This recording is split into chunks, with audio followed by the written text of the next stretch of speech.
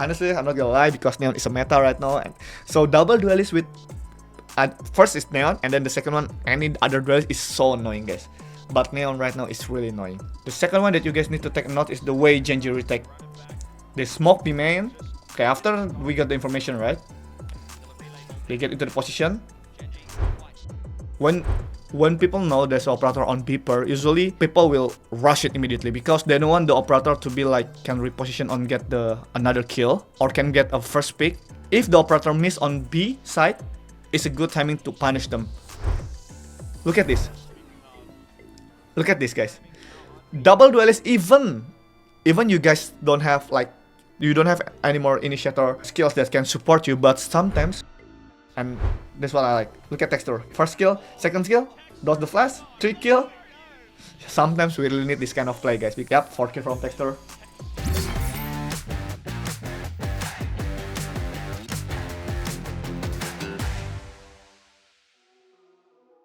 What's up everyone, I'm Ashkurat and you are watching Zoe Esports Academy. In this episode, we are diving into our recap series VCTV Pacific Stage 1 2026 between Team Nongsim versus Team Genji. Yeah, as you can see here, Nongsim trying to go B with their like force buy maybe because they're low economy. In the meanwhile, Genji trying to do a full retake. I like the way Nongsim enter this area too. Look at the wall. Look at the how Dumby trying to get into the side, open space for his team. I like this wall too, so they can like crunch the back hall. So Genji know they coming B. They all 5 retake from CT, and then let's see what Genji gonna do with the utility. Okay, Nightfall is out. I think this is a bit. Now this is one round that I think it's a bit like unfortunate, and then it's not coordinated well enough because Karon just wastes his utility alone. But let's see. This is one thing that I like about Genji. They wall here, stun wall from Texture. They crush the hall.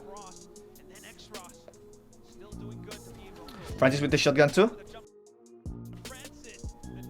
But yeah, in the end, it's hard for.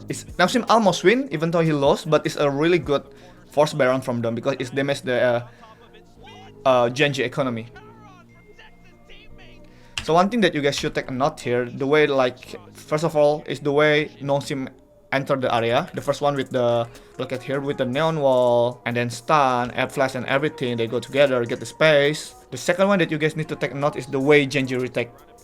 They smoke B main. Okay, after we got the information right, they get into the position. They wall the link because we don't know that can be link, right? They wall the link. Wall from Texture 2. I like the movement from Texture because he's not going to go from the right side because he know they have many teammates there that can go there instead of Texture. Nice try, but yeah, it's a good damage by Nongsim for the economy Genji.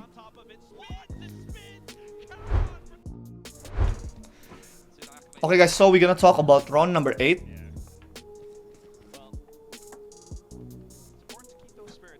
Let's see, okay. It's been hard for Nongsim to get around until round number 8, but Nongsim decided to rush B again. With Ivy lurking towards. Oh, it's so unlucky from Texture. I really like the way Francis trying to abuse the backside. Because I think Francis now, the Texture is operator. That's the really important thing from Nongsim. Yeah, it's 3v2. Nice spam from RB.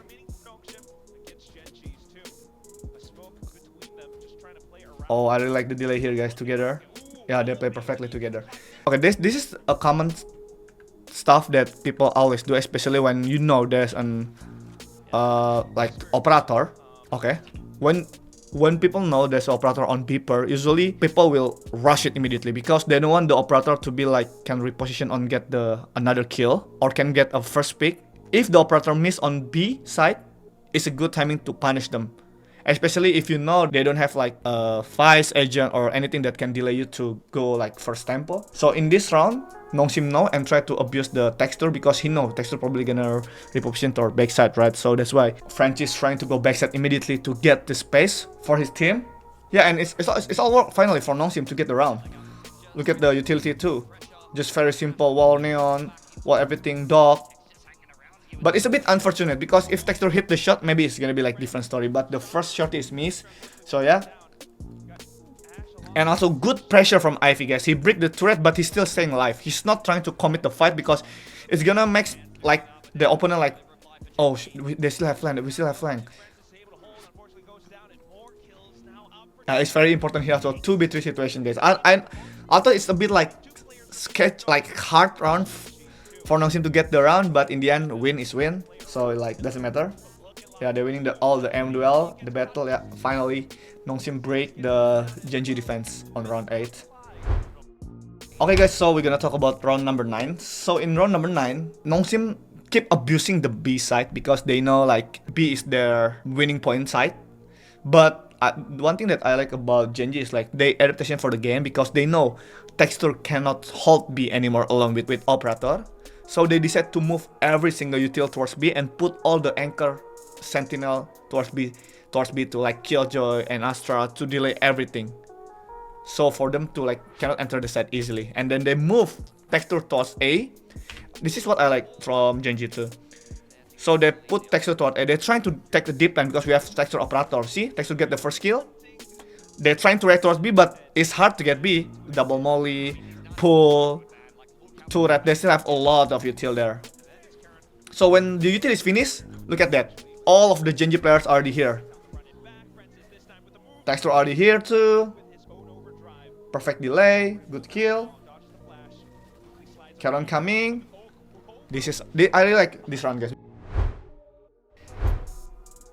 First of all, it's like I'm getting throwback 2022 because this agent comes so 2022, which means they like to do the double smoker, which is like Harbor and Viper. This Harbor and Viper is already meta long time ago for Breach because first of all, Viper wall can be like activate and deactivate, and then we have Harbor wall too that can be more the flexible wall to cover the single area.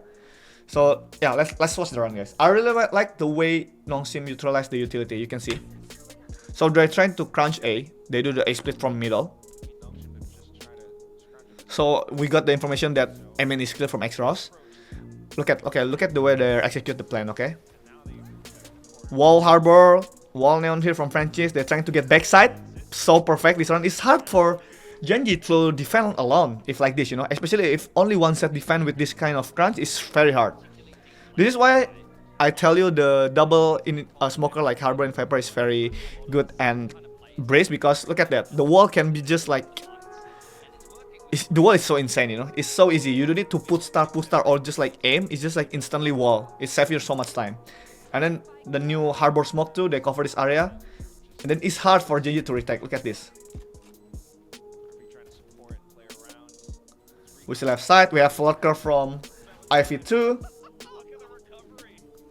So many smoke. Yeah, it's a very good run from Nongsim.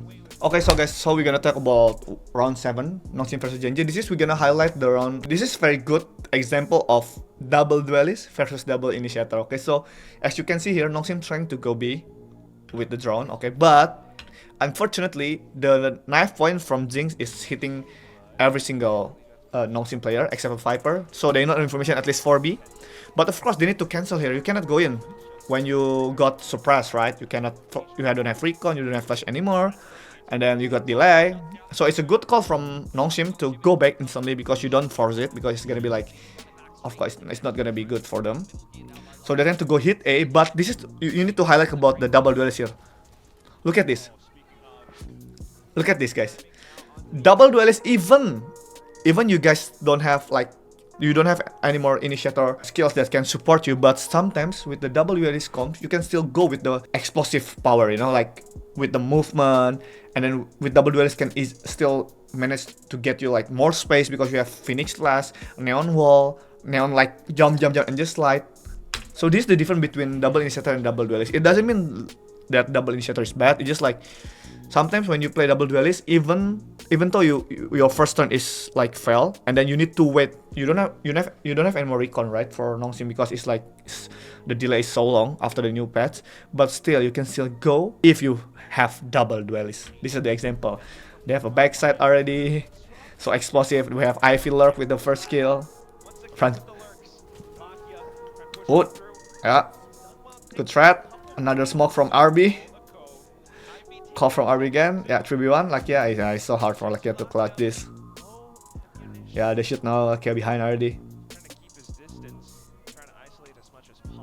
Yeah, and then Lakia decided to save. Honestly, I'm not gonna lie, because Neon is a meta right now. And so double duelist with first is Neon, and then the second one, any other duelist, is so annoying, guys.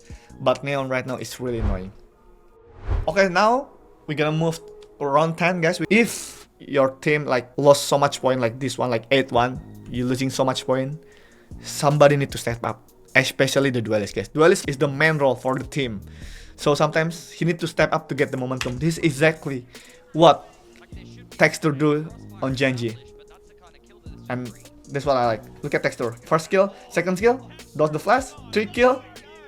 Sometimes we really need this kind of play, guys, because 8-1, we really need momentum and more points, guys. Doesn't matter if you have a good tactic, good strategy, but in the end, score is what matters, you know. Sometimes you have good strategy, but it doesn't work because maybe like you have an off day, or you're like you don't coordination enough well with your team. So yeah, it's a really good run from Texture. So after Texture get the 3 kill, this is what I like too. They don't easily give up the space, but instead they keep the space, you know. Because sometimes a lot of teams also doing like, oh, 5v3, go back, play safe. But they're trying to eliminate the deep space. Yep, 4 kill from Texture. Finally, Genji get around, guys. 8-2. This is it's already good the way Nongsim do this, because they see the Viper ultimate, right, towards B-man.